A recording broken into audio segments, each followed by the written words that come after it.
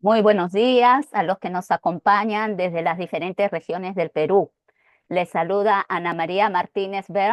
Les damos la más cordial bienvenida a las conferencias de los lunes universitarios del programa El Minjus en tu universidad, que tiene a su cargo el Centro de Estudios en Justicia y Derechos Humanos del Ministerio de Justicia y Derechos Humanos.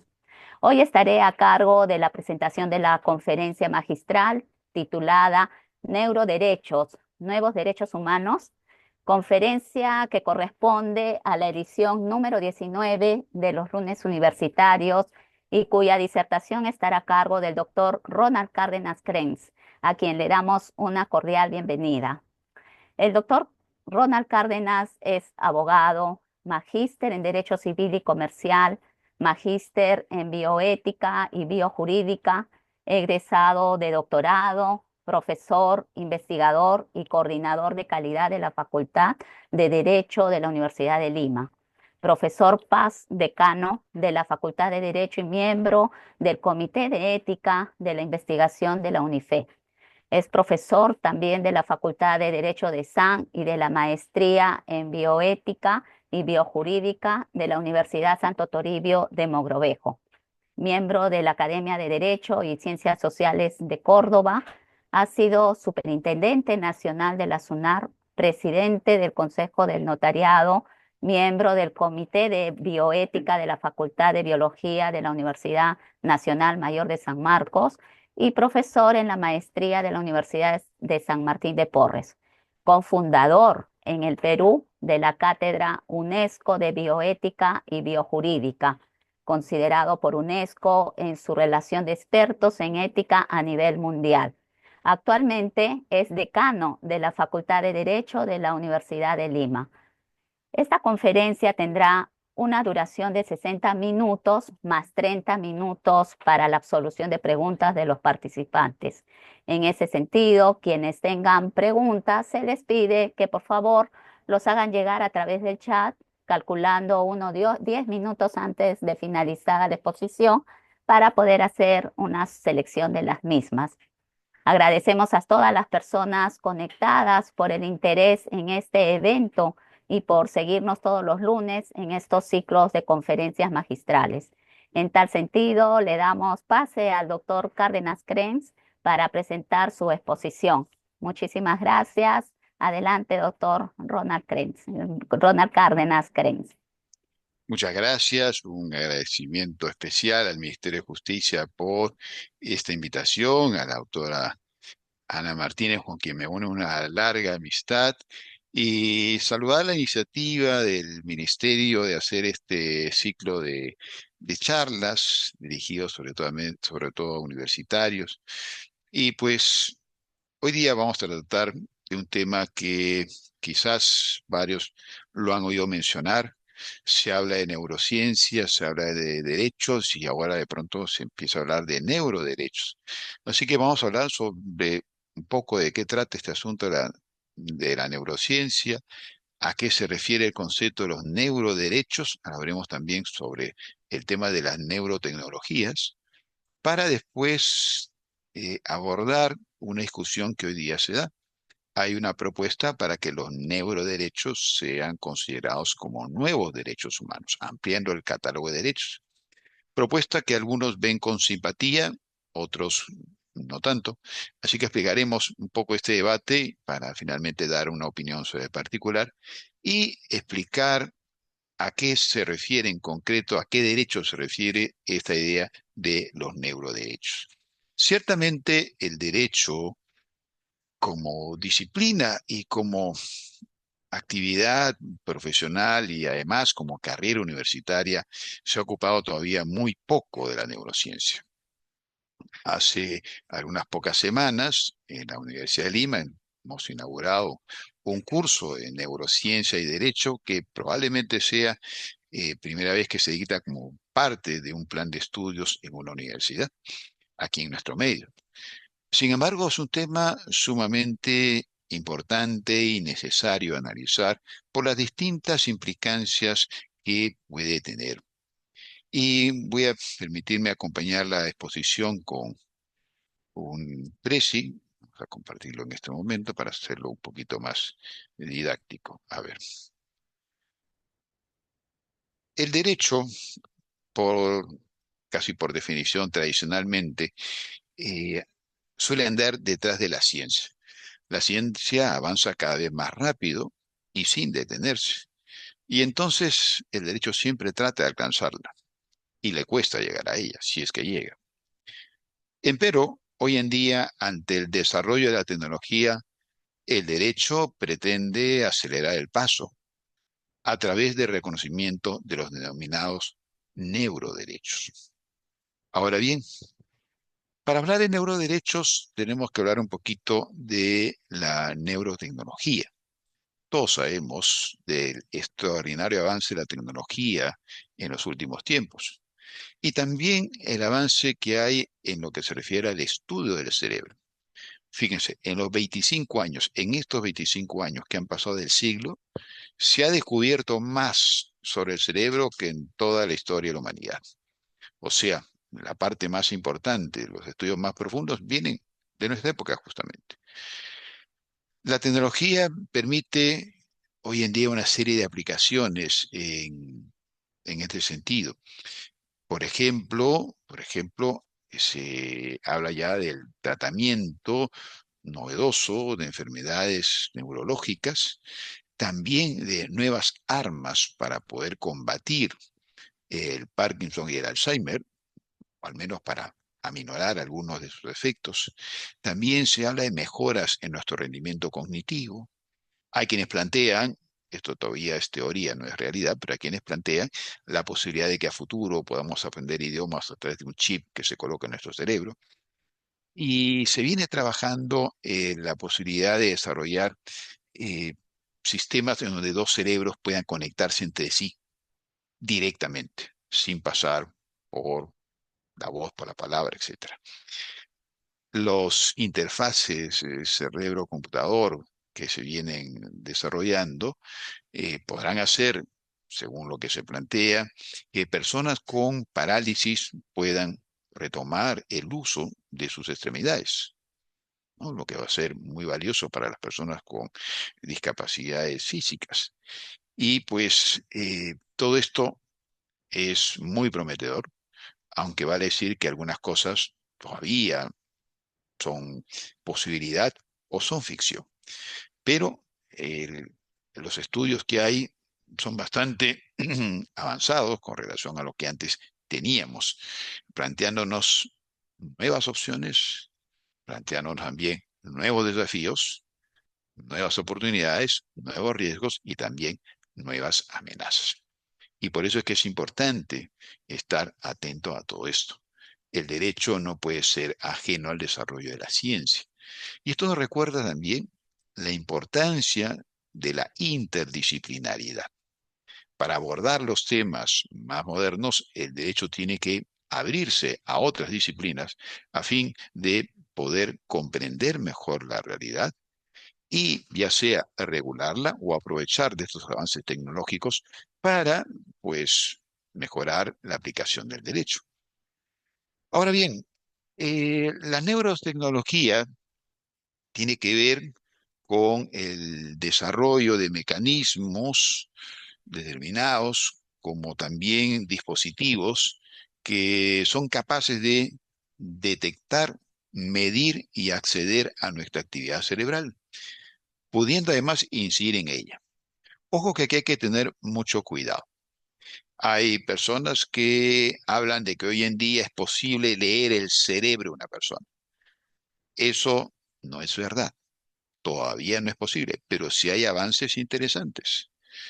Por ejemplo, en materia de saber si una persona miente o no. Hay hoy en día instrumentos mucho mejores que el detector de mentiras para saber si una persona nos dice la verdad o no nos dice la verdad. Podemos también conocer las reacciones de una persona ante determinados estímulos. Puede ser que de repente que un señor se le ve muy tranquilito, pero de pronto aparece una persona de sexo opuesto muy atractiva y podemos saber que ciertas partes de su cerebro se van a activar por esa emoción que puede tener en ese momento. Pero poder leer el pensamiento, eso todavía no es posible y no se sabe si algún día se podrá. Pero sí hay avances que, repito, que permiten saber qué nos gusta, qué nos disgusta, qué nos emociona, qué le tenemos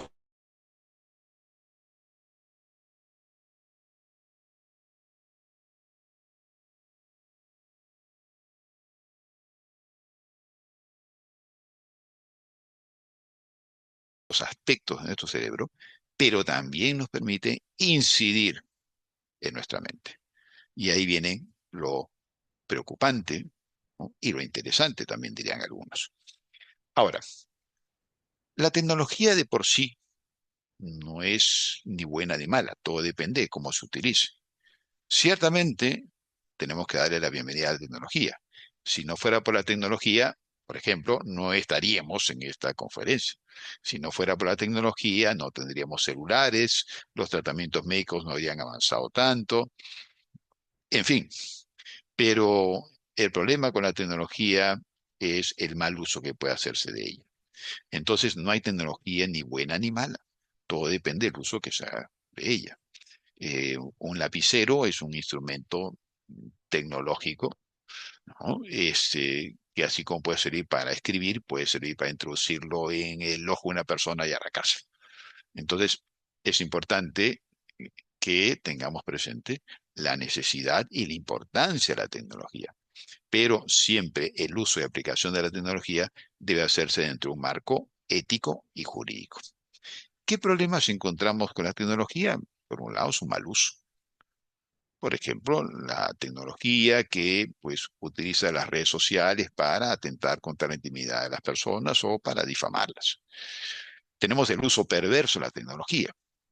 Hoy en día, a través de la tecnología, puede un país determinado mandar un dron, encontrar a una persona en Afganistán y hacer que, pues, esa persona a quien sigue el dron en Afganistán muera por una explosión. Hay distintos usos perversos. El tema de los hackers, por ejemplo, ¿no? No necesitamos comentar más de particular. La falsificación de documentos, en fin, varias cosas.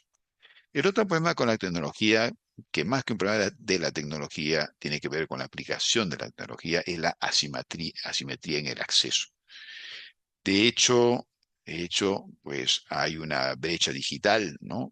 A nivel educativo, por ejemplo, entre quienes tienen acceso a la tecnología y quienes no lo tienen. Y así en general puede haber una asimetría en el acceso. Puede ser que de repente una persona pueda eh, utilizar determinados aparatos para curar ciertas enfermedades, pero no todas las personas tienen los medios para acceder a esa tecnología. También tenemos las nuevas formas de manipulación a través de la neurotecnología. La neurotecnología puede servir para manipular, sí, claro. De hecho, ya se ha dado casos en donde se ha manipulado a la población utilizando los conocimientos de neurociencia y la tecnología para inducir a las personas a votar en determinado sentido. En materia de publicidad, esto también se da, que es un tema ahí interesante por analizar, no ese es el tema de hoy, pero también hay formas de manipulación para hacer que consumamos un producto y no consumamos otro. Otro problema son los riesgos de nuestra huella digital. Cada vez que entramos a Internet, aunque nadie nos vea en nuestra casa o donde estemos, estamos dejando una huella. Y entonces la red sabe qué páginas nos gusta ver, qué temas nos interesa, qué cosa apreciamos, cuáles son nuestras aficiones, cuáles son nuestras aflicciones, porque todos vamos dejando una huella digital a quienes hemos estoqueado, en fin. Entonces, hay una vasta información nuestra que está ahí en las redes y que la damos sin darnos cuenta. Aparte de eso, hoy día se conoce más formas de lectura en nuestro cuerpo. Por ejemplo, se sabe hoy en día que si una persona nos miente, la pupila se dilata de determinada manera para, pues, graficar que está mintiendo. Lógicamente, con esto no les digo que si mañana quieren ser, si les parezca el mito, no le miren de frente a los ojos porque no lo van a ver. A veces son cosas muy microscópicas, pero existen ya formas de medir la reacción a través de la dilatación de las pupilas o las contracciones de los músculos, ¿no? Hay determinados músculos que se contraen en función de ciertos estímulos. Las ondas cerebrales también pueden ser recogidas de distinta manera. Entonces, hay una serie de manifestaciones nuestras de las que no somos conscientes que vamos dejando allí. Y esto nos plantea, bueno, ¿y quién es el dueño de nuestra información que está en la red? ¿Quién es el dueño de, pues, todos esos datos? ¿Qué cosa puede hacer con ella y qué cosa no? ¿Y quién puede acceder a ella? Por ejemplo, fíjense ustedes, en el caso de la señora Dina Boluarte. Está bien, es un tema que interesa, el que ella descuide o no sus atribuciones, sus responsabilidades como presidente de la República. Pero vemos cómo se difunden una serie de detalles en donde podría estarse vulnerando también el derecho a la privacidad. Hay ciertos aspectos generales que nos interesan, pero hay otras cosas que, pues, ya inciden en algo que va más allá del simple interés público. A veces es el morbo que está detrás de ello. Entonces, si ahora que vienen las elecciones, algún periodista logra acceder a la información digital de una persona, tiene derecho a difundirla. Supongamos que alguien sabe que un determinado candidato, pues le gusta contemplar a determinadas personas de la farándula. Eso se puede difundir, se debe difundir, es de interés público o no es de interés público. O hay otro candidato que de repente, pues, ha estado buscando empleo, ¿ya? Entonces, esa información que está en la red se debe difundir o no se debe difundir. O de repente una persona que, vamos a suponer, tiene o ha tenido problemas de consumo de drogas y en esa época estuvo buscando información en la red sobre cómo tratar el tema del consumo de drogas. Y este señor es candidato presidencial. Tenemos derecho a saber que esta persona ha estado navegando por Internet buscando información sobre el consumo de drogas o no. Entonces, hay ahí toda una serie de informaciones nuestras que están en la red y que eventualmente podrían ser utilizadas, o mejor dicho, mal utilizadas. Y son cosas de las que tenemos que ser muy conscientes, porque estamos ante situaciones de repente antes impensadas. Acceder a nuestra mente mediante tecnologías, como puede ser la ingeniería neuronal, ¿ya?, o el escaneo cerebral, eh, puede afectar profundamente a nuestra identidad personal. El hecho de que la tecnología pueda invadir nuestro cerebro plantea preocupaciones con relación a la autonomía y la integridad mental. Fíjense ustedes el derecho a la intimidad, que todos conocemos, ¿no es cierto? Antes se enfocaba en, por un lado, el ámbito físico. Por ejemplo, nadie tiene que saber que me, que me sometí a determinada operación que me dejó una marca. En fin, o que tengo este, determinada enfermedad. Había un derecho de intimidad que tiene que ver con el ámbito físico. Nadie tiene que saber a dónde me fui con mi pareja el fin de semana, ¿ya? También hay ahí un ámbito relacional. Nadie tiene por qué saber si tengo pareja o no tengo pareja, si terminé, me peleé, etcétera. Parte de la intimidad. O también el ámbito ideológico. Puede ser que yo tenga tal tendencia política y no quiero que los demás lo sepan. Entonces, la intimidad tenía, digamos, cuatro facetas: la física, la relacional y la ideológica. Pues bien, hoy día con el desarrollo de las neurotecnologías se añade lo que es la privacidad mental, que es algo muy distinto. Y entonces ahí se nos plantean una serie de cosas. Supongamos que Juan es un hombre fiel, siempre se ha portado bien con su esposa, siempre ha sido un hombre correcto. Pero supongamos que a Juan le gusta tal empleada de su oficina. No se lo ha dicho a nadie. No le ha dicho nada a la chica. Solamente está en su mente que le gusta a esta chica. Entonces, esa información debe ser accesible por otras personas. O si de repente yo quiero votar por la candidata X, pero no quiero que nadie lo sepa, no quiero que nadie lo conozca. Pero alguien puede entrar en mi cerebro y saber que tal candidata genera mis simpatías. ¿Eso se puede difundir o no se puede difundir? Fíjense que hablamos aquí de un ámbito privado que tiene que ver con lo que está en nuestra mente. Algo que todavía no ha salido de nuestra mente, algo que simplemente lo estamos pensando y nada más. Y nada más. Si yo, por ejemplo, pensara robarme de mi oficina el mouse que está a mi lado, pienso robármelo. Esa información debería ser accesible a otras personas. ¿Y qué debería hacerse si se descubre que yo pensé robar algo? O pensé ser infiel sin llegar a robar nada y sin llegar a ser infiel. Entonces, hay una serie de cuestiones que puede ser delicado de abordar cuando se viola nuestra privacidad mental. En el ámbito del derecho a la integridad, ustedes saben muy bien que un desarrollo importante en nuestro derecho y nuestra doctrina es reconocer que la integridad tiene tres dimensiones: la integridad física, la integridad psíquica y la integridad moral. Pues bien, ahora se agrega a ello la integridad mental. Así como hay una integridad física, psicológica y moral, hay una integridad mental propia, personal de cada uno, que debe protegerse. Algo parecido pasa con la libertad. Si la neurotecnología puede acceder a parte de nuestro pensamiento, antes de que se externalicen o antes de que se generen, antes de que se manifiesten, entonces aquí estamos hablando de una nueva dimensión del derecho a la libertad cognitiva, ¿ya?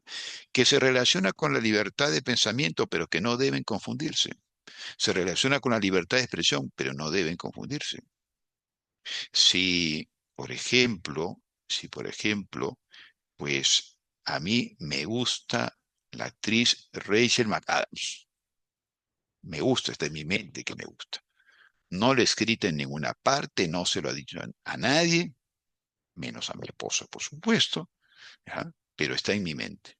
Esa información debe ser de acceso público. ¿Ya? ¿Qué pasa si alguien a través de la neurotecnología puede acceder a esa información? Fíjense ustedes que entramos ahí a un área bastante complicada. Y repito, no es que la tecnología hoy en día permita saber si me gusta tal o cual persona, o si ya no me gusta tal o cual persona, o me cae mal tal o cual persona, ¿ya? Sino que hay formas a través de las cuales podemos nosotros conocer determinadas reacciones que nos revelan cuestiones que de repente son internas. Supongamos que Supongamos que a mí me cae mal mi jefe, me cae odioso, me cae pedante, pero nadie lo sabe, yo me porto muy bien, yo lo saludo con afectuosamente y todo, pero en verdad en mi interior me parece un pesado. Entonces, esa información debe ser de acceso de otras personas. Alguien tiene derecho a acceder a este tipo de información. Así que ahí tenemos una cuestión o varias que se nos van planteando. Los neuroderechos como concepto, bueno, implican un conjunto de principios éticos, legales, sociales, ¿no? O naturales, dice Marcelo Yenca, de libertad o titularidad relacionados con el dominio cerebral y mental de una persona. Es decir, las reglas normativas fundamentales para la protección y preservación del cerebro y la mente humanos, ¿no? Entonces, ahí tenemos una idea de a qué se refiere este término de neuroderechos. Eh, Podemos hablar de neuroderechos para referirnos a una serie de facultades o atributos. Podemos hablar también del neuroderecho como disciplina, que es otra acepción, que no es el tema de esta reunión, pero que vale sí dejarlo aquí anotado. En cuanto al origen del término, eh, este cuentayenca fue acuñado por Sherrod Taylor a inicios de los años 90 para referirse a la creciente interrelación entre neuropsicólogos y abogados en la justicia penal. Por ahí es que viene el asunto. Luego, en las siguientes décadas, el alcance fue expandiéndose para crearse, desarrollarse una relación entre neurociencia y derecho, ¿no? Empero, Yenka y Andorno serían los que en un artículo en abril del año 2017 se desarrollan más, digamos, con más detalle este concepto y exponen que los derechos humanos existentes hoy en día no son suficientes. Y entonces debe recogerse estos neuroderechos a partir de la respuesta a las cuestiones emergentes que plantea la tecnología.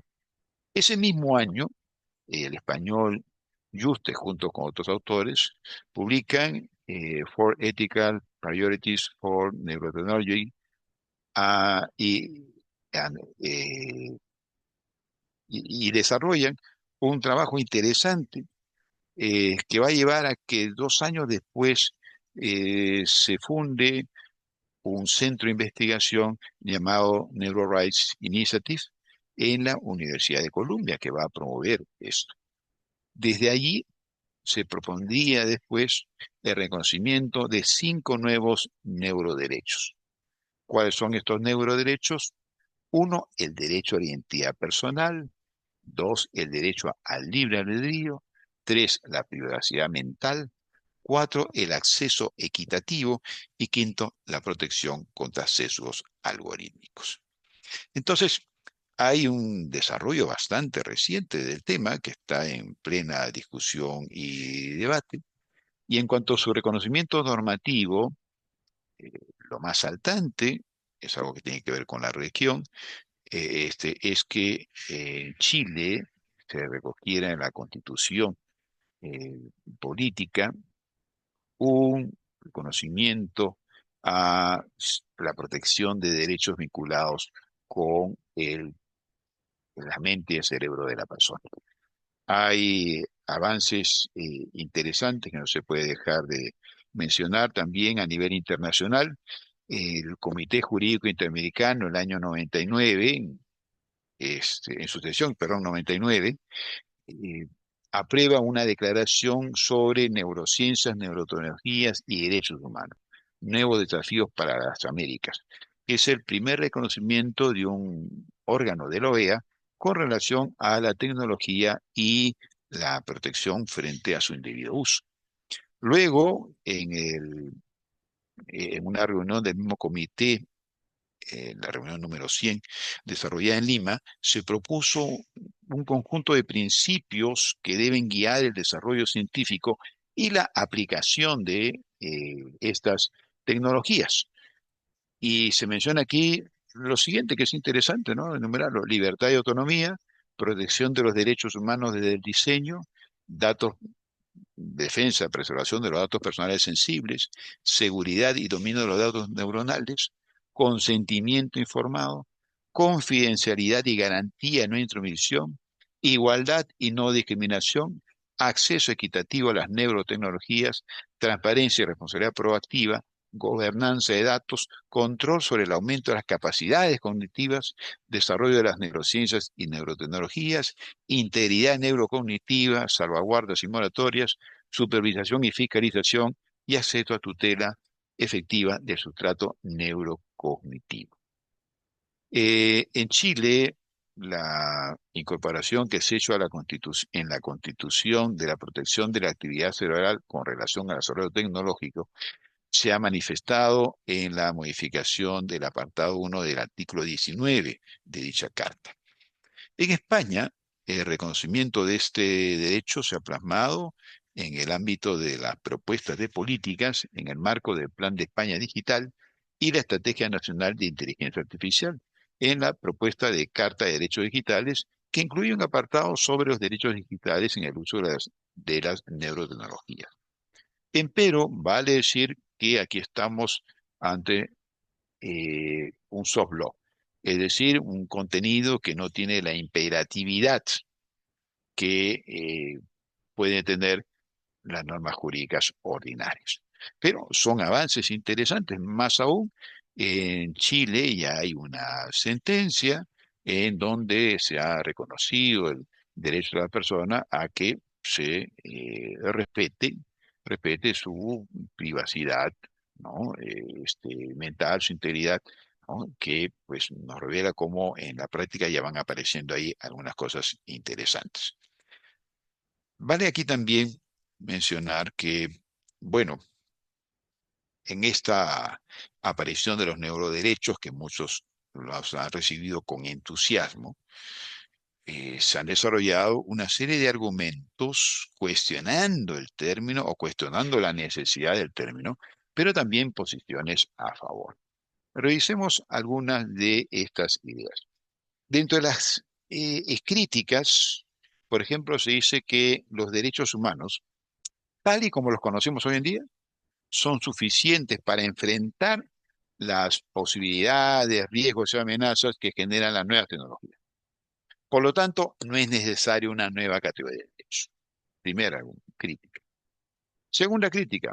Se dice también que utilizar este término sería inconveniente porque podría socavarse los derechos humanos reconocidos al debilitarlos. O sea, si decimos que para proteger la integridad mental o la privacidad mental necesitamos de una nueva norma que no existe actualmente, estaríamos debilitando el concepto de derechos humanos o reduciendo su importancia al tener que recurrir a unas categorías distintas, a unas nuevas categorías, pudiendo generar el problema de la inflación de derechos, ¿no? O sea, si por cada nuevo desarrollo vamos a crear nuevos derechos, pues va a haber una inflación de eso. También se menciona como otra cuestión, otra crítica, es que la definición de los neuroderechos presenta dificultades. De hecho, puede ser muy ambigua la definición. Y esto puede complicar la implementación o el reconocimiento de estos en el ámbito legal. También aquí se indica que, bueno, los nuevos derechos hacen referencia a cuestiones que no se dan todavía y que de repente nunca se llegan a dar.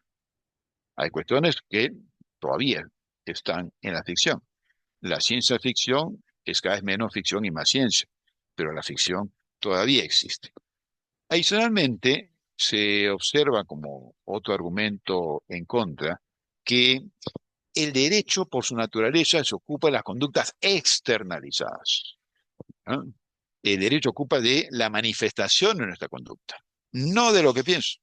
Si, por ejemplo, yo tengo enfrente mío a un señor que está pasando y yo pienso, ese señor me parece un tonto, ¿ya? O ese señor me parece un inútil, me parece un vago, si yo lo pienso nomás, yo lo pienso, no lo manifiesto de ninguna manera, pues no sería relevante jurídicamente.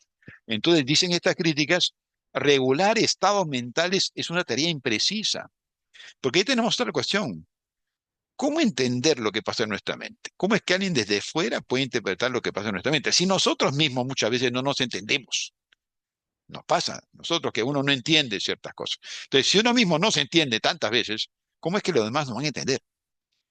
Entonces, se plantea aquí interrogantes sobre qué tan efectivo puede ser regular áreas tan difusas como puede ser la conciencia o el interior de nuestro cerebro. Entonces, ahí tenemos también un argumento importante, ¿no? ¿Qué es esto de los estados mentales? ¿Cómo entenderlo? ¿Cómo interpretarlo? Así que hay una serie de interesantes y valiosas críticas al concepto. Pero así como hay quienes cuestionan el término neuroderechos, hay también quienes están a favor. Y dicen, por ejemplo, estos defensores, que los riesgos que hay hoy en día en neurotecnología requieren el establecimiento de derechos específicos para proteger a los individuos. Por ejemplo, ya hay casos en Inglaterra y en China en donde a los escolares se les ha puesto un dispositivo en el cerebro para medir determinadas conductas y reacciones. ¿Está bien? ¿Es correcto eso? Ajá. Imagínense ustedes que a un empleador se le ocurre medir mentalmente si sus trabajadores están contentos o no. Me explico. Puede ser que yo trabajo en una empresa y todo el día la gente me ve feliz. Por dentro estoy molesto con la empresa. Pienso que me pagan muy poco, pienso que me maltratan, pero no digo nada porque no quiero decirlo. Pero pongamos que el empleador pueda acceder a saber que en verdad yo estoy molesto, que en verdad yo estoy fastidiado. ¿Tiene derecho a saberlo? ¿En qué medida cuando en algunas escuelas, como les digo, se quiere incursionar en el cerebro de los escolares, se está violando un derecho? ¿Ah? Y eso sin contar con que a veces uno no es dueño de sus pensamientos, ¿no? Esa es otra cuestión, ¿no? Puede ser que de repente, vamos a suponer, a mí de repente me molestan las personas que tienen tal origen, de tal país. Yo no las discrimino, no hago ningún acto discriminatorio, pero sé que internamente me molesta. Me pueden acusar de discriminador si es algo que yo no puedo controlar. Claro, lo controlo en el sentido que yo no lo manifiesto, no discrimino a nadie, pero no puedo controlar muchas veces mi interior. Entonces, ¿cómo hacer para manejar esto? Porque todos, o casi todos, tenemos también nuestros demonios internos, ¿no? Que luchan entre sí, ¿no? A veces, antiguamente salía, el personaje era Pedro Picapiedra, luego el personaje décadas después sería Homero Simpson, donde hay un angelito y un diablito que se pelean entre sí. Así que ahí hay una cuestión interesante. Por otro lado, otro argumento que se plantea a favor de estos neuroderechos es que se dice que, bueno, existen riesgos muy serios que demandan las neurotecnologías y que plantea que haya nuevos derechos específicos con una nueva generación de derechos. Por ejemplo, fíjense, aquí podríamos mencionar lo siguiente. Si de pronto nos ponemos a mirar las series de televisión o las películas, en en todas, siempre aparece el consumo de drogas, como algo normal, como algo normal. Que se fuman un porro como si nada. Puede ser una serie médica, puede ser una serie de comedia, y aparece, no tiene nada que ver con la trama, no tiene nada que ver con la trama, pero aparece continuo, en todas aparece que a un momento determinado los protagonistas, pues, consumen drogas. Eso no es una forma de normalizar y difundir el consumo de drogas para que se vea como algo normal. Es una forma de manipulación de la mente de los jóvenes o, o no lo es. Entonces, ahí hay una serie de cuestiones que antes, pues, no eran tan claras y que hoy día se empiezan a visorar. El término también puede ampliar la protección de los derechos, eh, tal y como los entendemos ahora, para garantizar entonces una aplicación más específica y resolver problemas existentes o anticiparse a un número de riesgos derivados. Eso también es algo que se menciona.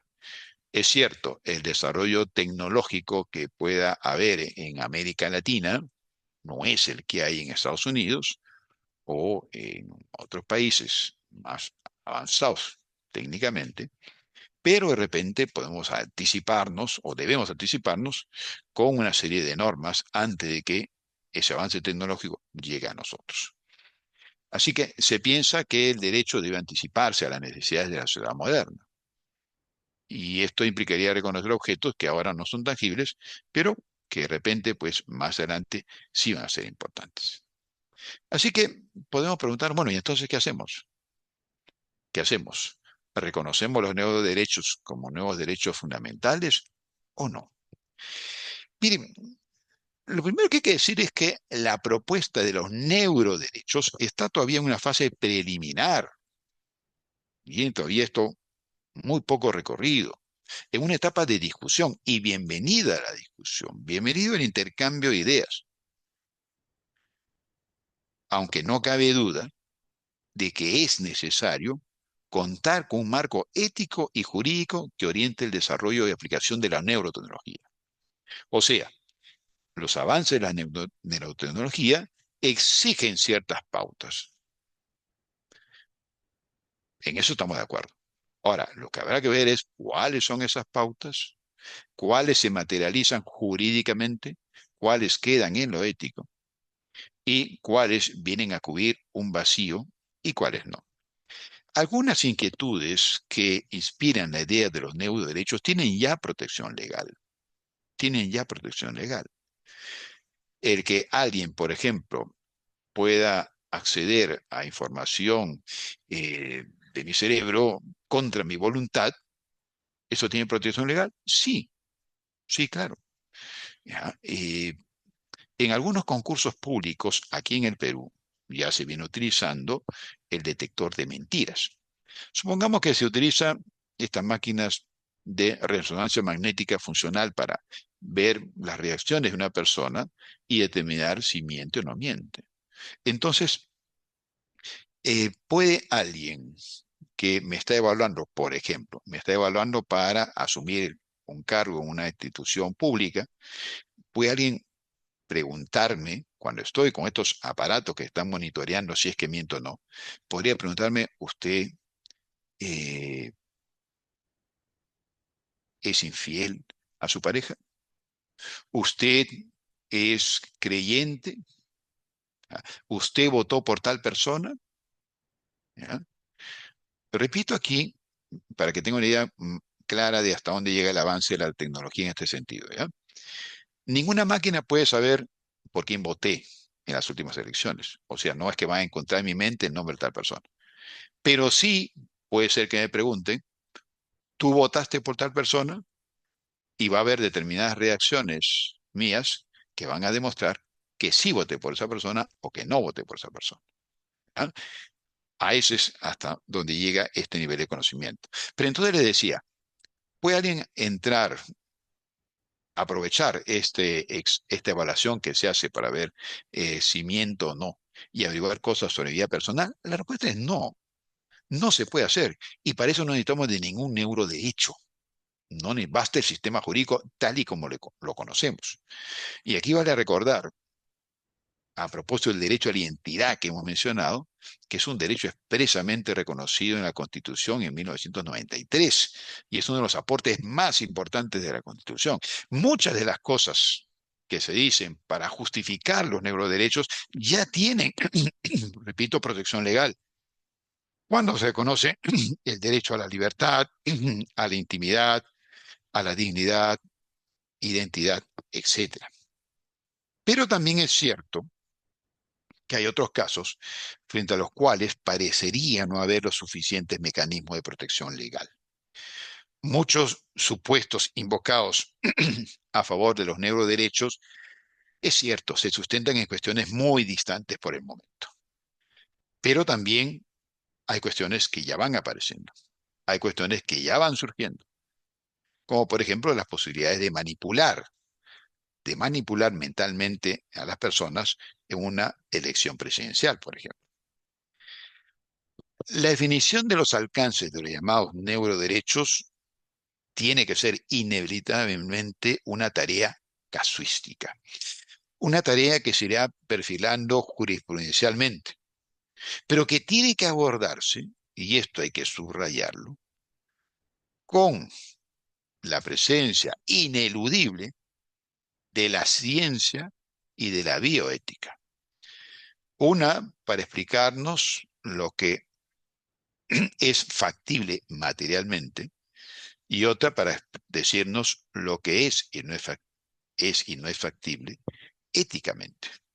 Una para decirnos lo que se puede materialmente hacer y otra sobre lo que debemos hacer. Y esto no es fácil, por supuesto. Se requiere acá un diálogo interdisciplinario y dialéctico.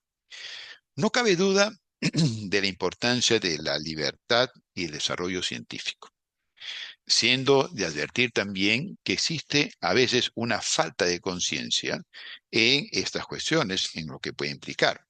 Cualquier regulación de la neurotecnología tiene que hacerse preservando los derechos fundamentales.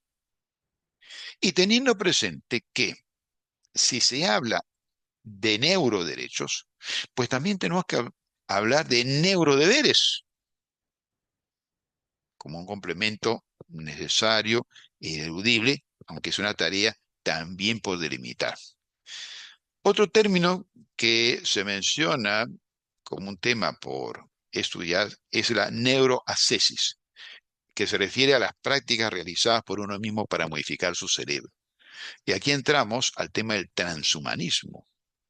El transhumanismo plantea que la persona debe poder perfeccionarse todo lo que quiera, todo lo que quiera. Si me pueden poner algo en los ojos para que vea mejor que cualquier ser humano, que me lo pongan. Si me pueden poner un implante para que corra más rápido que todos, que me lo pongan. ¿Ah? Si me pueden poner, y ya existe por si acaso, me pueden poner un dispositivo en el dedo para que no necesite una llave para abrir la puerta de mi casa, pues que me lo pongan. ¿Ah? Entonces, este es otro tema también por analizar. ¿Hasta dónde llega mi libertad? O sea, no se trata solamente el riesgo de que haya terceros que amenacen mi intimidad, libertad, etcétera, sino también de que yo mismo pueda alterar esto, y eso nos lleva a una discusión también importante. En el afán regulatorio, no debe olvidarse también que en estos temas pueden haber prejuicios. El uso de escáneres cerebrales puede servir, por ejemplo, para determinar mayores riesgos de reincidencia en personas con determinadas características. Supongamos, supongamos que un escáner cerebral demuestra que los habitantes de Macondo suelen ser personas más ansiosas. Y entonces la máquina va a decir que los habitantes de Macondo son personas ansiosas. Entonces, mañana se presenta a un puesto de trabajo alguien que viene de Macondo, la máquina va a decir, oye, este es muy probable que sea ansioso, es de Macondo también. Ahí estamos ante un prejuicio. El hecho que la mayoría de habitantes de Macondo sean personas depresivas o ansiosas, no significa que todo habitante de Macondo sea depresivo o ansioso. Pero entonces por eso es importante tener cuidado con los prejuicios, porque la tecnología también puede ser prejuiciosa, claro que sí. Y por eso es que tenemos que saber manejar esta información. También aquí es importante mencionar que si bien las constituciones no tienen una regulación especial de los neuroderechos expresada literalmente, hago un paréntesis, en Chile tampoco se habla literalmente de esto, existe el soporte normativo necesario para restringir la aplicación irrestricta de la tecnología. O sea, la neurotecnología no tiene límites hoy en día, claro que los tiene. Los tiene, y ahí están las declaraciones de derechos humanos, la declaración de bioética y derechos humanos de la UNESCO, las diferentes constituciones de los países, entre otros documentos. La defensa de los neuroderechos tiene que implicar necesariamente crear o hablar de nuevos derechos humanos. En realidad, en realidad el concepto puede ser útil para crear conciencia sobre determinada problemática, pero sobre todo puede ser útil para darles nuevos desarrollos a derechos ya existentes o reinterpretaciones. O más bien podríamos decir que los neuroderechos, más que servir para hacernos descubrir nuevos derechos, nos sirven para hacer explícitos una serie de derechos que están implícitos. ¿No? O sea, traer a la luz una serie de cuestiones que estaban implícitas ya en el sistema jurídico, pero que hay que hacerlas explícitas. Y en ese sentido, sobre todo en un sistema tan positivista como es el nuestro, puede ser necesario que haya un reconocimiento expreso. No para que recién existan estos derechos, sino para evitar que por una interpretación pegada estrictamente a la norma, evitar que por una interpretación positivista se niegue la existencia de estos derechos. Ahora, ¿qué neuroderechos? ¿No? ¿Cuáles son estos neuroderechos? Bueno, antes de eso, entonces, ¿la regulación de los neuroderechos es importante? Sí, por los riesgos que hay frente a la intimidad, la libertad, integridad mental, etcétera. Se necesita un marco normativo adecuado para que estas tecnologías no abusen y violen derechos fundamentales. Pero esta necesidad de regulación no significa que estamos ante derechos que aparecen y que nunca existían. Repito, son nuevas manifestaciones de los derechos que ya conocemos. ¿Son acaso reinterpretaciones, reformulaciones, extensiones? Dentro de estos derechos, pues existe una serie de propuestas. Lo importante es ver cómo salvaguardamos de la mejor manera los atributos fundamentales de la persona. Sea que los llamemos nuevos derechos o derechos redefinidos, lo importante es proteger a la persona, cuidar a la persona. Eh, Miguel Yuste propone reconocer 6 neuroderechos esenciales. El derecho a la libertad cognitiva, que repito, hay que distinguirlo de la libertad de expresión. El derecho a la privacidad mental, es decir, a mantener dentro de mí aquello que está dentro de mí que no se ha materializado. El derecho a la integridad mental, el derecho a la continuidad psicológica para que no se vea alterada la personalidad de un individuo, el derecho a un aumento cognitivo equitativo y justo, en la medida que ello sea posible, el derecho a la ausencia de celos.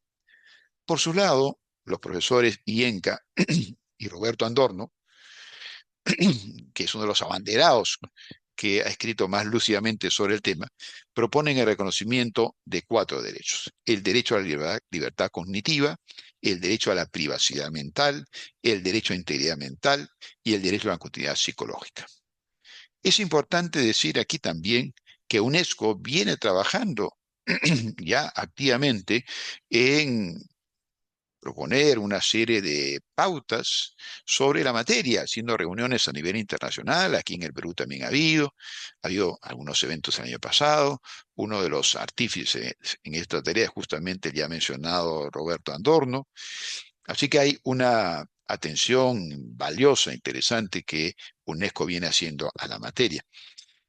Y poco como corolario de todo esto, ya para entrar a la última parte de esta presentación, agradeciendo su gentil atención, podemos decir que más allá de los innegables beneficios que nos da la evolución de las neurotecnologías, también tenemos que tener presente los riesgos que puede implicar en cuanto a la manipulación de la voluntad, la afectación de la integridad y la vulneración del derecho a nuestra privacidad en sus más remotos y profundos fundamentos.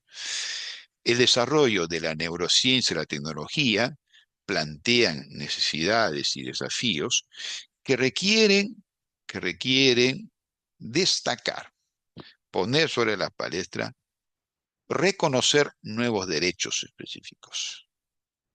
Reconocer derechos, repito, adecuándolos a las circunstancias existentes. Es decir, reconocerlos no en vía de creación, sino en vía de desarrollo, en vía de reinterpretación, para dar cabida a los neuroderechos, a fin de proteger la libertad, la integridad, la intimidad, la dignidad y el derecho a la identidad de todo ser humano. Aquí también es importante decir que debemos evitar una inflación de derechos, porque más importante que crear nuevos derechos es velar porque estos derechos se respeten. Y tenemos que reconocer que contamos hoy en día con categorías que pueden ser muy funcionales a la hora de enfrentar estas amenazas ya comentadas. Pero ante cualquier riesgo de interpretación restrictiva o literal de los jueces, resulta conveniente reconocer los llamados neuroderechos. Lo importante, en todo caso, y más allá del reconocimiento o no de los neuroderechos como derechos autónomos, es que a la hora de aplicarlos, sea como un descubrimiento o sea como una explicitación, sea como una nueva extensión, debemos tener en cuenta, tanto en la formulación de cualquier legislación o conjunto de pautas y principios éticos, ¿no?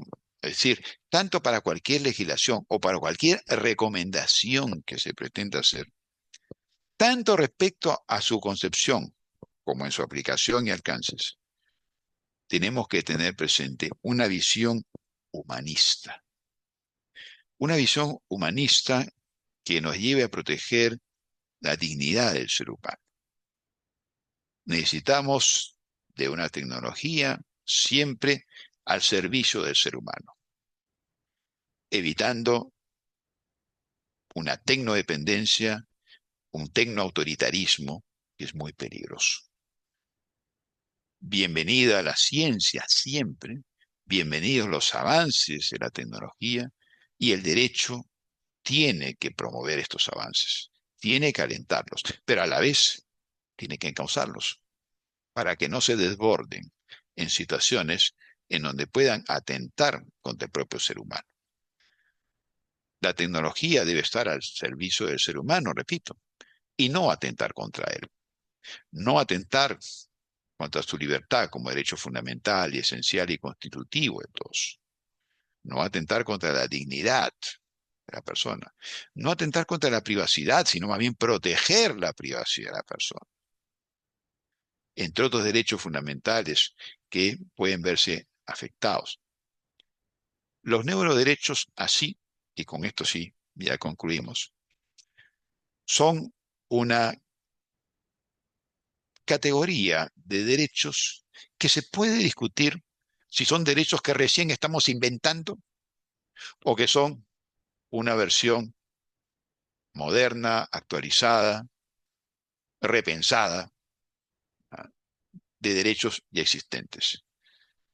Más allá de que tengan o no cuál origen, es importante crear conciencia sobre cómo tenemos siempre que estar atentos a la protección de los valores fundamentales del ser humano. Y en ese propósito, nuevamente, es muy importante fomentar el diálogo, la discusión, el debate, el intercambio de ideas, como lo hace el Ministerio de Justicia a través de este evento. Pero siempre preservando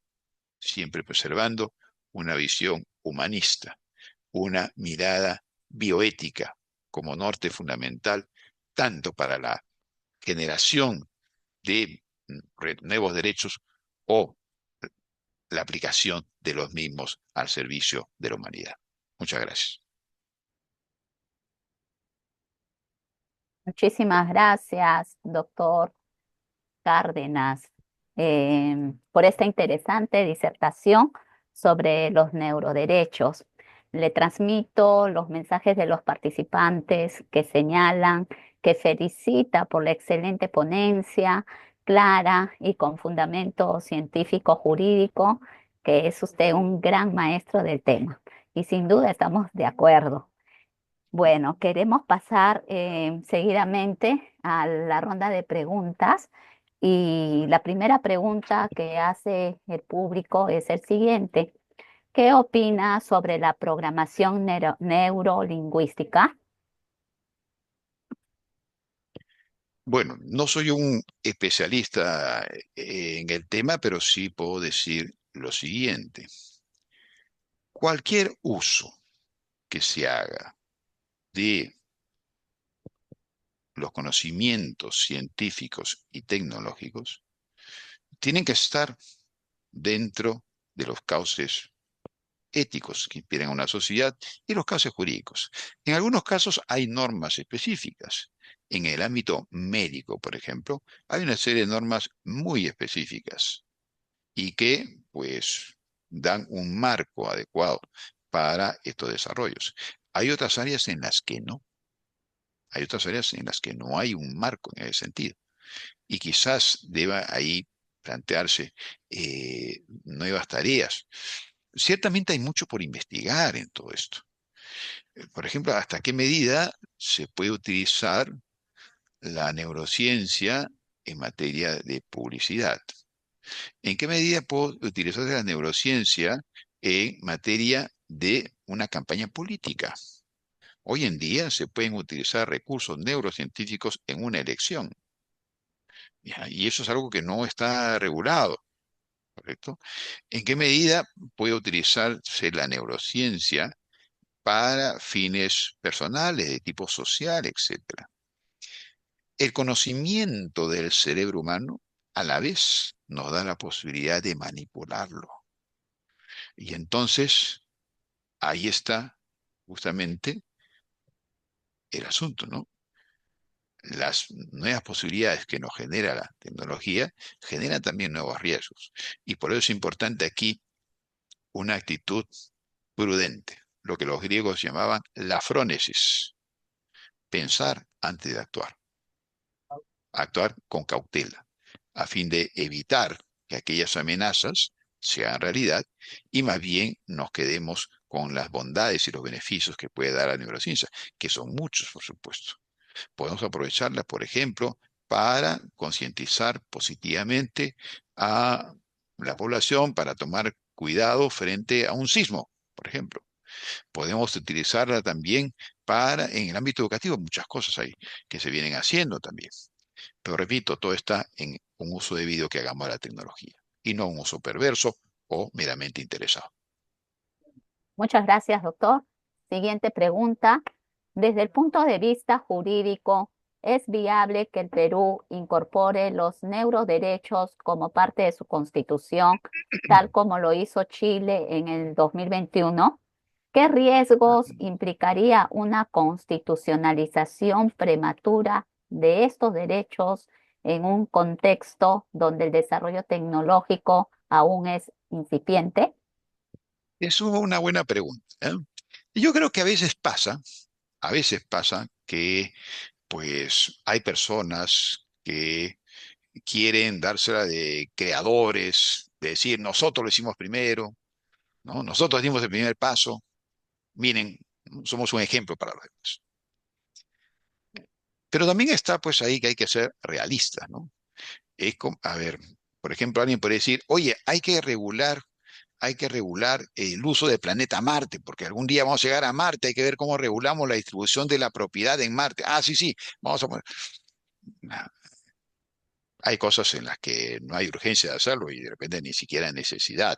Y es importante por eso un avance cuidadoso, progresivo, pensado.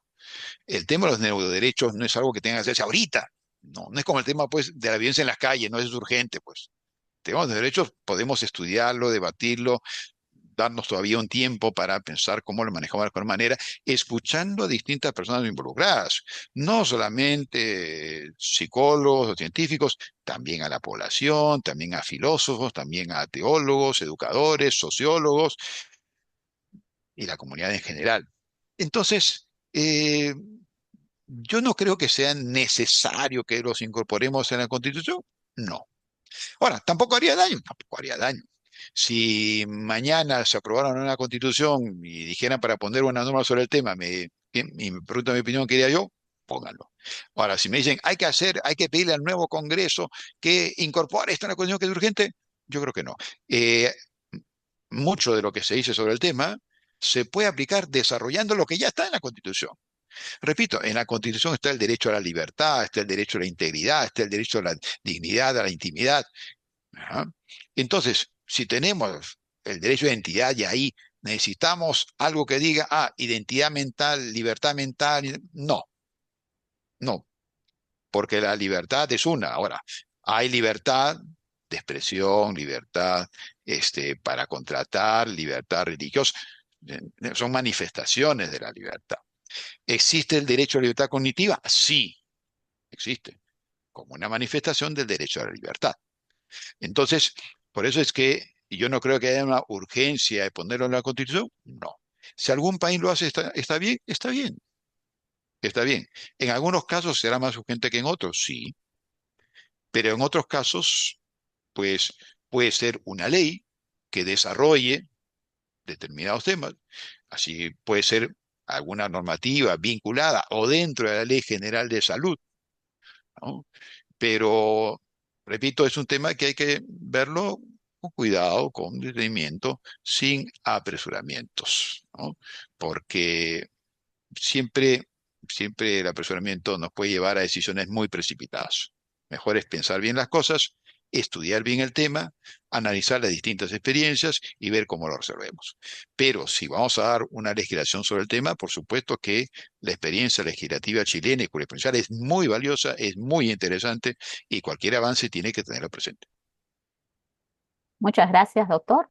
Siguiente pregunta.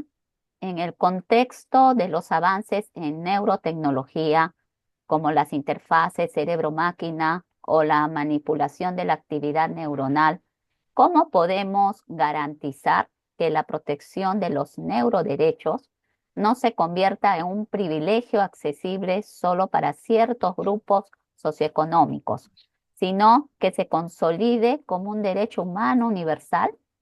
Además, ¿qué mecanismos legales internacionales propone para evitar que países con marcos regulatorios débiles se conviertan en laboratorios de experimentación éticamente cuestionable? Y respecto a la primera parte de la pregunta, o día que todos estamos muy dolidos con la partida de Mario Vargas Llosa, vale recordar aquí algo que él siempre defendía, la igualdad de oportunidades, ¿no? Entonces, claro, es importante que haya igualdad de oportunidades. Es importante que todos podamos tener acceso a las vacunas, todos podamos tener acceso a las medicinas, a los tratamientos. Es importante. Ahora, ello no quita también que hay factores sociales, económicos, que pueden impedir o limitar ese acceso. El reto es tratar de alcanzar lo más posible esa igualdad de oportunidades. Entonces, hay tratamientos hoy en día que son muy costosos y solamente algunas personas pueden acceder a ellos, sí, pues, ¿no? Pero esperemos que con el avance de la tecnología, ¿no? Y la buena voluntad de laboratorios y médicos, puedan los tratamientos estar cada vez más a disposición de varias personas. Ahora, vale decir que también es una utopía pretender que todos tengan el mismo acceso, eso es imposible, pero sí tenemos que tratar de llegar al mayor número de personas, ¿no? Y tenemos, repito, que buscar la igualdad de oportunidades, lo que se alcanza o se puede intentar progresivamente, progresivamente, ¿no? No podemos pensar en términos absolutos, porque, repito, hay condiciones materiales que hacen que, pues, hay ciertas cosas que sean imposibles, ¿no? Pero sí podemos ir avanzando progresivamente para ir reduciendo esas diferencias que, pues, a veces pueden generar situaciones particularmente odiosas, ¿no? Y respecto a lo último, la posibilidad de hacer experimentaciones en ciertos países, bueno, ese es un riesgo que siempre se ha dado, ¿no? En el gobierno de Obama, por ejemplo, se tuvo que pedir disculpas públicamente por unos experimentos que se habían hecho con presos guatemaltecos, ¿no? Eso es algo que obviamente tiene que rechazarse completamente, ¿no? La ciencia puede avanzar, sí, pero recordemos allá Kant, ¿no? Que todo ser humano debe ser siempre visto como un fin y no como un medio. Entonces, no podemos utilizar a las personas como medios. Hay experimentos que se han hecho, por ejemplo, con personas de manicomios, ¿no? O con presos, ¿no? Y sobre el hecho que una persona esté en una cárcel o tenga un problema severo, de alteración mental, no significa que por eso tenga menos derechos y que en ella se puede experimentar. No. Y aquí sí es importante una férrea defensa, un compromiso, ¿no? Firme de todos para evitar este tipo de situaciones. Y por supuesto que es importante aquí el papel de los organismos internacionales. Vale decir, empero, que algo que vimos con la pandemia y que no se ha resaltado mucho Es que antes de la pandemia había un montón de declaraciones que hablaban, sí, equidad, acceso a la salud para todos. Vino la pandemia y cada país empezó a proteger a sí mismo. Entonces, mientras Canadá tenía para vacunas para vacunar 5 veces a su población, en Kenia había vacunas solamente para poner una vez a la quinta parte de la población. Ya, eh, todo este asunto de la ayuda internacional se vino abajo, pero después, pero después empezó a salir a flote. ¿No? Empezaron a aparecer las vacunas, empezaron a distribuirse más equitativamente y finalmente a todo el mundo, ¿no? ¿Hay mucho por hacer? Sí. Y es importante no quedarnos simplemente en el lirismo de las declaraciones, sino pasar a la práctica, pasar a la acción. Gracias, doctor. Siguiente pregunta. Aquellas personas que están pagando para que personas se dejen escanear el iris del ojo, ¿están cometiendo algún delito? Bueno, ahí hay que tener mucho cuidado. En algunos casos, cuando se accede a información de la persona en contra de su voluntad, obviamente hay una vulneración de derechos. La pregunta es, ¿y qué pasa cuando esto es consciente? Ahí tenemos que tener mucho cuidado, porque existe información sensible nuestra que puede ponerse de manifiesto a través de estos mecanismos, ¿no? Tenemos en el Perú una ley de datos personales, tenemos un reglamento que ya entra en vigencia y tenemos cada vez una mayor conciencia. Entonces, estos mecanismos, en los casos que se utilice, debe hacerse con condiciones muy claras y evitando un uso indebido de esa información personal que pueda captarse, que pueda recogerse. Y eso es algo en lo que tenemos que tomar conciencia. Ya de hecho, lleno de cuestiones que no son tan sofisticadas, pero por ejemplo vemos cómo los ciudadanos alegremente cedemos derechos cuando, por ejemplo, sale una nueva aplicación, ¿no? Y todos queremos esa aplicación. Y entonces un otro sistema dice, oye, hay que aceptar aquí, acepta nomás. Y nadie revisa, nadie lee lo que está firmando y nadie sabe qué destino tendrán las fotos que finalmente uno trabaje con ese programa. No sabe dónde van a estar, no sé dónde van a terminar. Entonces no somos conscientes a veces de, pues, cómo cedemos ingenuamente nuestros derechos. Tenemos que tomar más conciencia. Si vamos a usar una aplicación determinada, si vamos a usar una tecnología determinada, tenemos que informarnos adecuadamente y tenemos que hacer un uso adecuado de ellas. Y, por ejemplo, a propósito del uso adecuado de la tecnología, hoy en día existe la posibilidad de que, por ejemplo, yo a mi hijo, cuando es pequeño, a que le pongan un pequeño transmisor, pequeñísimo, dentro de una muela, para poder saber dónde está. Lo hago para proteger a mi hijo, no lo vayan a robar, no se vaya a perder. La pregunta es, ¿pero eso no vulnera derechos fundamentales? ¿Y qué pasa cuando mi hijo crezca? Yo tengo derecho como padre a saber dónde está mi hijo. Y sí, sí, porque es niño. Y si ya es adolescente, tengo derecho, tengo derecho. Y si ya es mayor de edad. Entonces, hay cosas que la tecnología permite, sí. Pero la pregunta es, bueno, ¿el hecho que algo sea técnicamente posible significa que es éticamente aceptable? Ya esa es otra cuestión. Muchas gracias, doctor. Siguiente pregunta. ¿Qué relación encuentra entre las neurociencias y los últimos descubrimientos en cuanto a la física mecánica, cuántica y la mente? A ver, ahí entramos a una cuestión compleja, pero a ver, yo voy a decir algo en forma meramente especulativa, ¿ya? Yo, no soy físico ni nada cercano a ello, pero algún acercamiento tuve con mi maestro Francisco Miro Quesada Cantuarias cuando analizaba él el tema de la física cuántica, la teoría de supercuerdas, etcétera.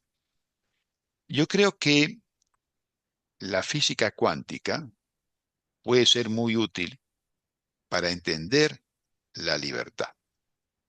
¿Por qué? Fíjese, la física tradicional es mecanicista, es determinista. Un día, pues Planck, científico, dice que al interior del átomo no rigen las leyes de la física tal y como la conocíamos durante siglos. Dice, al interior del átomo no rigen las leyes de la física, rige el caos. Lo que hace que un componente del átomo vaya en uno u otro lado, no se somete a la ley de la física. Dice que en una conferencia donde Planck decía esto, estaba Albert Einstein. Y Einstein se molestó, golpeó la mesa y dijo, Dios no juega a los dados. ¿Quién tuvo razón finalmente? Planck o Einstein. El tiempo le dio la razón a Planck. Por eso con Einstein se cierra más bien toda una época, ¿no? Y en todo caso va a ser un puente entre la física clásica y la mecánica cuántica. Entonces, este principio de incertidumbre, que es el que rige la mecánica cuántica y que se da también en lo que son los agujeros negros, yo creo que nos sirve metafóricamente, por lo menos, y quién sabe si realmente, para entender lo que es la libertad. La libertad es algo muy complejo. Somos menos libres de lo que pensamos, pero la libertad finalmente es lo que nos constituye y que nos distingue como seres humanos. Y si bien es cierto, la neurociencia demuestra que somos menos libres de lo que creíamos, pues nos refuerza una idea que esa libertad que tenemos, por más pequeña que sea, tenemos que preservarla y protegerla a toda costa. Y creo yo que la física cuántica puede darnos ideas muy interesantes para poder entender mejor el mundo, no solamente sus aspectos físicos, sino también sus aspectos existenciales, ¿no? Como puede ejemplificarse en esta relación entre la libertad y lo que nos dice la mecánica cuántica con el principio de incertidumbre, Heisenberg, ¿no? Y otras ideas más vinculadas con la teoría del caos. Muchas gracias, doctor. Siguiente pregunta. ¿Qué países han avanzado en este tema y cómo podría regularse o implementarse en el Perú? ¿Qué condiciones institucionales, educativas y éticas necesita nuestro país para incorporar de manera efectiva los neuroderechos y así avanzar hacia un enfoque más científico e interdisciplinario en la formulación y aplicación del derecho? Bueno, existen, creo yo, una necesidad de promover, repito, el diálogo, ¿no? La discusión. Los eventos académicos son muy útiles para esto, reuniones de este tipo también. Existen, por ejemplo, grupos y redes como la Red Peruana de Bioética Personalista, donde se discuten estos y otros temas que son de interés y que tienen que abordarse desde distintas perspectivas, ¿no? Creo que hay un trabajo ahí necesario y conjunto que tiene que emprenderse. Y esto parte, por supuesto, de la divulgación, ¿no? Hacer que el conocimiento sea difundible, sea divulgable y pueda llegar a las personas lo más que se pueda para fomentar no solamente el diálogo, sino también la concientización, ¿no? Respecto a determinados problemas o situaciones que pueden darse y que nos deben interesar como seres humanos. A veces lo que la neurociencia descubre son cosas que de repente ya sabíamos, pero las sabíamos intuitivamente y que recién con los avances en el estudio del cerebro se han podido verificar, se han podido evidenciar. Una cosa, por ejemplo, en lo que la neurociencia es muy útil, y este es un tema que de cuando en cuando se vuelve a tocar, es que, por ejemplo, ¿no? Quizás la mayoría, si le preguntamos, ¿tú estás de acuerdo que a un tipo, un asesino de 16 años, se le trate como a un delincuente de mayor edad? Sí, sí, diríamos todos. Y yo también en principio diría que sí, una respuesta emotiva, sí, es un asesino, que le apliquen lo mismo. Sin embargo, sin embargo, la neurociencia demuestra que nuestro desarrollo mental concluye recién, ¿ah? Hasta los 22, 23 años. O sea, la persona que tiene 16 años todavía no ha completado todo su desarrollo. Hay un último estudio que habla de llegar hasta los 30 años, pero en fin, ya cuestión de afinamiento de detalles, ¿no? Pero lo cierto es que la neurociencia nos dice, en términos científicos, tú no puedes tratar a un menor de edad como un adulto. Repito, aquí choca la emoción, la indignación con la ciencia, ¿no? Y a veces, pues, la emoción tiene que ser el paso a la ciencia para buscar las respuestas más justas. Muchas gracias, doctor. Tenemos otra pregunta. El marketing utiliza los datos personales para presentar publicidad, la misma que se enfoca en las emociones para convencer a que consuman un producto o servicio. ¿Habría alguna afectación a los neuroderechos? Es un tema por investigar. Voy a poner un ejemplo para poner sobre la mesa de qué hablamos. Por ejemplo, cuando uno va a un supermercado y siempre la leche y el yogur están al fondo. ¿Por qué están al fondo? ¿Hay una razón técnica? No. La leche y el yogur están al fondo porque cuando uno hace las compras para su casa, normalmente compra leche y yogur. Entonces, para buscar estos productos, uno tiene que cruzar todo el supermercado. Y en el camino aparecen las tentaciones donde nos venden tal cual producto. Luego, en los supermercados, hay varios supermercados en donde se vende pan. Y el pancito huele rico, ¿no es cierto? Y uno ve ahí los panes que hay. Y hay todo un espacio grande que dedican a los supermercados al pan. ¿Por qué lo hacen? ¿Porque ganan mucho vendiendo pan? No necesariamente por eso, sino que hay una ganancia, sí, claro, pero también hay otra cosa. Cuando vamos al supermercado, olemos rico el pan, nos quedamos más tiempo ahí. Luego, cuando vamos al supermercado, muchas veces encontramos que hay música de fondo. ¿Escuchamos rock pesado? No. ¿Escuchamos a la Pastorcita Guaracina? No. Ponen una música más bien bossa nova, ¿no? Bossa nova que nos relaja, nos tranquiliza. Entonces uno está con la música y se queda más tiempo en el supermercado. Viene fiestas patrias y los trabajadores se visten de rojo y blanco. ¿Es porque la empresa es muy patriota? No. Juega también con los sentimientos. Ah, mira, rojo y blanco, entonces voy más contento de esta tienda. Entonces son cuestiones que nos van condicionando. Por ejemplo, en el menú de un restaurante, yo quiero vender un vino que es un poco caro. ¿Qué hago para venderlo? ¿No? En la carta pongo un vino bien baratito y pongo otro vino súper caro. ¿Ya? Yo quiero vender el vino B. Entonces, ¿qué hago para venderlo? Pongo el vino baratito, que es el A, y el vino súper caro, que es el C. ¿Qué va a pasar cuando la gente vaya al restaurante y va a querer un vino? El baratito, así, no, el baratito debe ser malo, es tan barato. Oye, el otro caro, no, tampoco. Entonces, ¿cuál pedimos? El segundo. Y de esa manera estoy vendiendo el producto que quiero. ¿Ya? Y así hay muchas cosas que se manejan en publicidad, ¿no? De hecho, todos queremos que Coca-Cola es la chispa de la vida, y bueno, ¿no? O compramos cosas porque están ahí de moda, ¿no? Esta semana, que es Semana Santa, hay muchas personas que compran pescado porque en Semana Santa hay que comer pescado, no hay que comer carne. Y no necesariamente porque tiene una convicción religiosa. Aquí entran también las neuronas espejo. Todo el mundo hace algo, nosotros también queremos hacer algo. ¿Ya? El ser humano copia comportamientos, copia conductas. Hay modas en donde, de verdad, pues salen unas zapatillas que de repente son bien feas, pero todo el mundo las utiliza y eso hace que nosotros también las utilicemos y no nos damos cuenta, es una cosa inconsciente, por lo general. Entonces, ¿eso es algo que atente contra derechos fundamentales? ¿Es algo inmoral? Miren, yo creo que hay que verlo eso con mucho cuidado. Si se trata de niños, puede ser que sí los estén manipulando, ¿no? Y claro, y ahí uno puede saltar y decir, no, de ninguna manera. Si se trata de adultos, se supone que los adultos somos lo suficientemente conscientes para darnos cuenta cuando nos están manipulando o no. Pero, pero la publicidad se ha hecho tan compleja y tan elaborada que yo creo que en algún momento habrá que detenerse a mirar con cuidado si es que determinadas publicidades no están atentando contra la libertad de la persona. Cuando se recurren, repito, a mecanismos psicológicos que uno de repente ni advierte para condicionarnos, para comprar cierto producto, hacer ciertas cosas. ¿Ya? Y eso lo vemos en muchas necesidades sociales.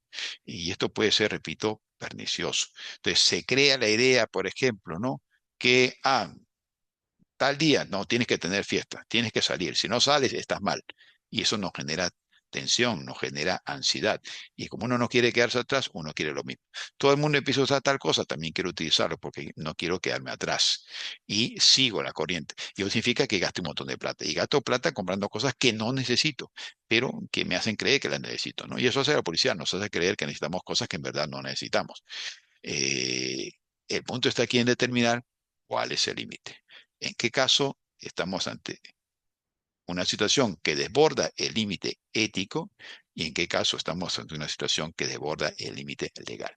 Pero ese es un bonito tema para investigar y para analizar. ¿Se fue su voz, doctora? Ya para terminar, doctor, vamos con un último bloque de preguntas. ¿Qué opinas sobre la identificación facial que se está haciendo obligatoria en algunas instituciones privadas y o públicas? ¿Deberían contar con el consentimiento informado de la persona? Primera pregunta. Actualmente existen instructores en derechos humanos en la policía. ¿Considera que este tema debe transversalizarse en función policial? Y las dos últimas es más pedido de información. ¿Tendrá a la mano alguna jurisprudencia acerca de casos de vulneración a la libertad mental y libertad cognitiva en el Perú? Y la última, ¿dónde podrían llevar cursos de neuroderechos, neurodeberes, derechos y neurociencias? Muy bien, a ver, en primer lugar, le estoy poniendo en el chat, no sé si lo ven, mi correo electrónico personal. Muchas Ahí si quieren gracias. ustedes me escriben y les puedo mandar alguna bibliografía, les puedo mandar también alguna información para atender su inquietud y agradezco el interés y bienvenido el interés. Eh, el- Estos programas de identidad facial cada vez los vamos a ver más, ¿ya? Por razones de seguridad, por razones de control, etcétera, ¿no? Pero aquí hay que tener mucho cuidado. En primer lugar, teniendo presente que el uso sea estrictamente legal. Si es para cuestiones de seguridad, es solamente para el uso de seguridad y no para nada más. El hecho que la máquina de mi oficina tenga ahí mi cara registrada no significa que pueda hacer con eso lo que quiera, ¿no? Puede ser que sea necesario para identificarme, que pueda ingresar yo a un gimnasio, por ejemplo, a una universidad. Perfecto, siempre y cuando tenga ese uso. Y aquí tenemos una buena ley de datos personales, tenemos la Autoridad Nacional de Datos Personales, que justamente está en el sector justicia, y tenemos el Reglamento de Datos Personales, que deberíamos conocerlo y difundirlo más, ¿no? Para hacerlo llegar también a estos alcances. En todo esto es importante, por supuesto, la formación de la policía, como también la formación de los jueces, como también la formación de los fiscales. Es muy importante conocimiento en estos temas. Con la pandemia, con la pandemia, en China, por ejemplo, se crearon mecanismos de control. En donde, por ejemplo, pongamos que a mí me detectaban el COVID y me decían, vete a tu casa. Y yo en vez de ir a mi casa, me iba a la calle, me iba al cine, me iba a pasear. Pues habían cámaras en las calles que de pronto me detectaban. Me detectaban, venía la policía y me llevaba, vaya a su casa. ¿Ya? En situaciones de emergencia, ¿pueden haber ciertos mecanismos de control que restrinjan nuestros derechos? Sí. El problema es cuando cedemos nuestros derechos en situaciones de emergencia y no nos devuelven completos cuando volvemos a la situación de normalidad. Entonces, esto de las cámaras de reconocimiento facial es un tema bastante delicado y puntual, ¿no? Que no puede tratarse así nomás. Inclusive cuando nuestra imagen es detectada en lugares públicos, nadie puede difundirla así nomás. ¿Ya? Esto del derecho a la identidad y la privacidad hoy en día se ve seriamente afectado porque la gente piensa que porque va por la calle le puede tomar fotos a una persona, le puede grabar. No, eso no se puede hacer. Uno no puede grabar a una persona sin su consentimiento. Uno no le puede tomar foto a una persona sin su consentimiento. Y no se puede decir, ah, porque está en la calle. Igual, la persona tiene derecho a su privacidad, tiene derecho a la imagen, tiene derecho a la voz, etcétera, etcétera. Y esto es muy importante porque hay gente que no lo conoce, o gente que lo conoce no le importa, pero tenemos que dar conciencia en ese sentido. Y pues en la medida que haya nuevas formas a través de las cuales se toman nuestros datos, pues eso significará también nuevos problemas que tenemos que abordar. Y esto implica un esfuerzo del sector público, del sector privado, pero sobre todo también la responsabilidad ciudadana para denunciar aquellos casos de uso indebido de la información y para evitar que situaciones de este tipo se den. En la medida que seamos conscientes de nuestros derechos, pues, y los defendamos todos, podemos tener un mejor país, ¿no? La tarea de luchar por la justicia es una tarea que nos compromete a todos. Y la defensa de los derechos también. Y así como todos reclamamos derechos, pues también sería bueno que todos tengamos conciencia de nuestros deberes, deberes con los demás, porque finalmente somos parte de una sociedad y tenemos que cuidar el bien común más allá de los intereses personales que uno pueda tener. Muchísimas gracias, doctor. Y ya hemos llegado a la parte final de este evento. Antes de cerrar, queríamos también hacerle llegar el pedido de nuestros participantes, si fuera posible, de compartir el material que ha utilizado para su exposición, Ah, sí, hacernos claro, llegar, ¿sí? Y con todo gusto. eh, gracias, doctor. Y bueno, de esta manera queremos agradecer al doctor Ronald Cárdenas Krenz por la oportunidad de haber compartido sus conocimientos y experiencia en este tema tan importante.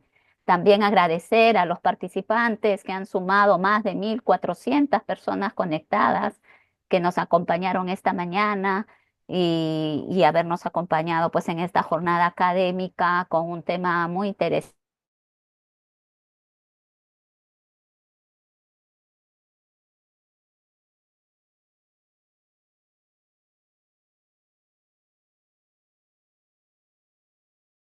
Les recordamos a todos los participantes que estas conferencias son grabadas y colgadas en el canal de YouTube del Ministerio de Justicia y Derechos Humanos en el transcurso de la semana y pueden volver a escucharlas y también compartirlas.